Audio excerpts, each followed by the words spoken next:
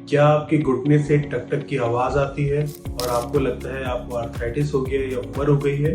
तो रुकिए, हो सकता है ये विटामिन डी की डेफिशिएंसी के साइन हो। विटामिन डी कम होने के कारण हमारी हड्डियां कमजोर हो जाती हैं, कार्टिलेज वीक हो जाता है, इन्फ्लेमेशन बढ़ जाती है और हीलिंग प्रोसेस स्लो हो जाता है, जिसके कारण घुटने में सूजन, मॉर्निंग स्टिफनेस और सीढ़ियां चढ़ने उतरने में दिक्कत। तो हमें अपना विटामिन डी लेवल चेक कराना चाहिए और उसके बाद अपने नजदीकी ऑर्थोपेडिक या स्पोर्ट्स इंजरी स्पेशलिस्ट से सलाह लेकर ही विटामिन डी स्टार्ट करना चाहिए। Thank you.